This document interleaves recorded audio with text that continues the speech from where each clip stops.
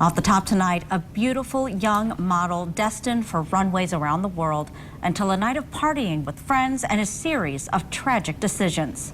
For the first time, a West Michigan mom is sharing what took her daughter's life, hoping that Savannah's story will save lives.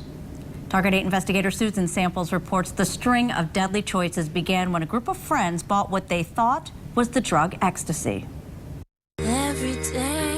Even through the gritty lens of a back row cell phone, you could see it. Savannah Widener had a shot at making it. The designer literally saw her at the mall and was like, "You'd be perfect." I told him she was 17 at the time. At 20, the Rockford High School graduate was perfecting her portfolio while working at Logan's Roadhouse in Caledonia with her cousin and several good friends, the same group she spent the night with at this home in southern Kent County almost 1 year ago. The next morning, November 11th. I had gotten the phone call as I was driving. The police officer told Karen Ellison her daughter Savannah was in the emergency room with cardiac arrest. When Ellison got to the hospital, doctors told her amphetamines had stopped her daughter's heart. And I just remember jumping on the table and just screaming at them to save her. To take me if they needed to, just to save her. It wasn't happening, you know, it just wasn't real. I just screamed at the top of my lungs. She was just had turned 20 years old and she had her whole life ahead of her. It was a life that might have been saved had Savannah or her friends called for help earlier. They had 9 hours to do it. Savannah's heart attack happened 9 hours after the girls took a drug they thought was Molly, also known as ecstasy, and a party drug, an upper and hallucinogen. Throughout the course of the night, she was just getting sicker and sicker, and her friends didn't know what to do, and she didn't know what to do, but the one thing that they didn't do, because they were too scared, was call for help. They should have called 911. Instead, Kent County Sheriff's Detective Andy Hines says the girls waited to call until Savannah collapsed in the morning. Her official cause of death, acute methamphetamine toxicity.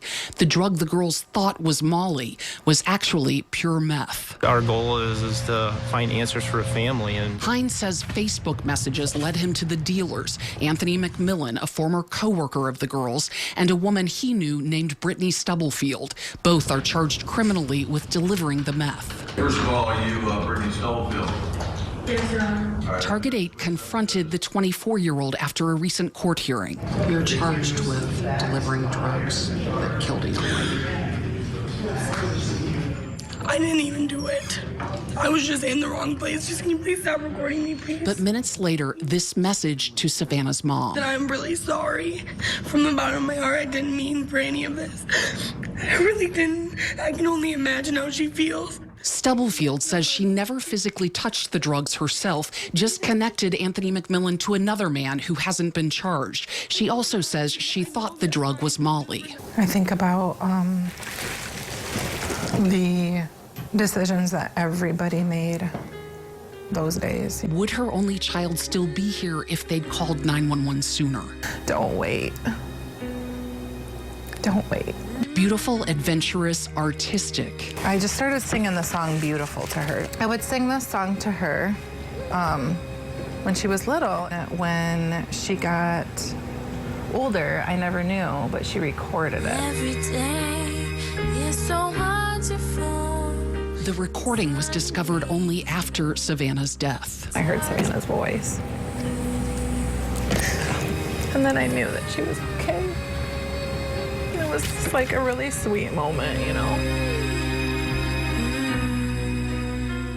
If convicted of delivering narcotics, the 2 suspects are expected to do prison time because there was a death involved. Kent County's prosecutor says Savannah's friends who gave her the drugs are not charged because they did ultimately call 911 and cooperated with police. Prosecutor Chris Becker also says charging the friends would undermine the spirit of the Good Samaritan law, which protects people from prosecution to encourage them to call for help. I'm Target 8 investigator Susan Samples.